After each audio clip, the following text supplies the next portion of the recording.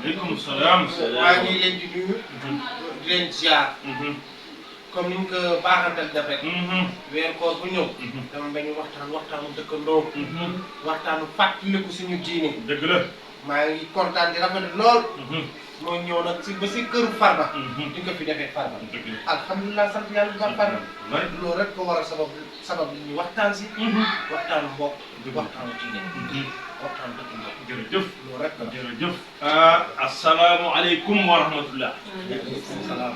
ñu ngi leen di nuyu di leen ziyaare di leen baal wax te di leen ko baal di wax yàlla nañu yàlla boole baal yàlla ma ñu fekk at yu bëree bëree xanaa di ñëw rek ci waxi sax ji rek ndax comme ni nga ko waxee rek ndax alquran moo ne fa zakir fa inna zikra tanfa'ul mu'minin alquran moo ne dana fàttalikonte ndax fàttalikonte day jëriñ ñëpp jullit dëgg la kon bu ñu toogee fii tey di waxtaan ci loolu dañ ciy sant yàlla bu baax ñu ngi nuyu Ahmed bu baax wax dëgg yàlla di suñu dëkkandoo bu baax ndax di ba fi ñëwee nekk sarax ba léegi dëgg yàlla jàmm rek lañ seq ak moom kon am na ñu ngi lay nuyu bu baax yow tamit di la wax sa faddel dalal ci jàmm di nuyu tamit xale yi jigéen ñi muy morom mi nabu yi di nuyu sama soxla si ñaawul si nag di wax rek lii la diine waxtaan la sottante xalaat gannaaw ba mu tegoo ci ay texte waaye les des nag jarul na dëgg la kon suñu wootee lii tey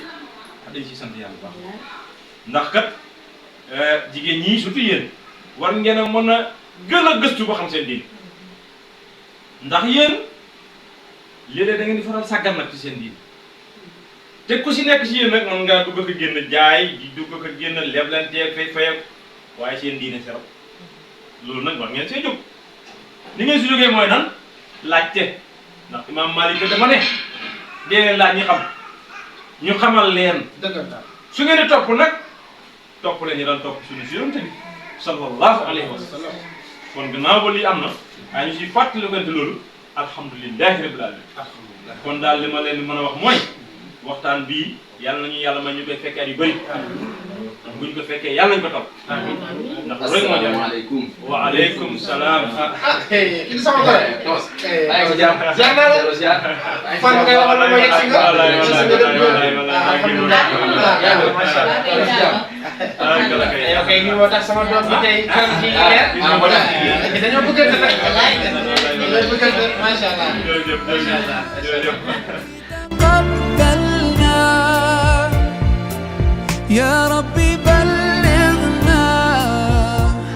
بلغنا رمضان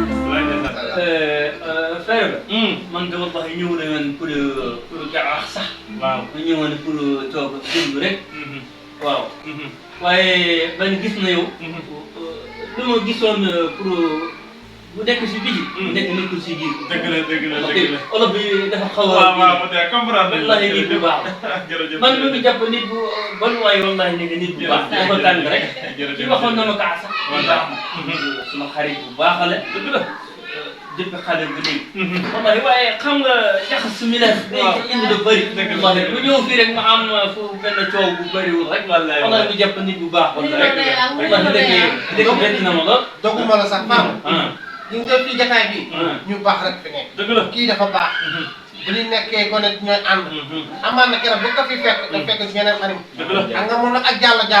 koor gi si métier du xàmmee sax kenn. moom daal kenn rek la mën a xàmmee muy soxlaam si.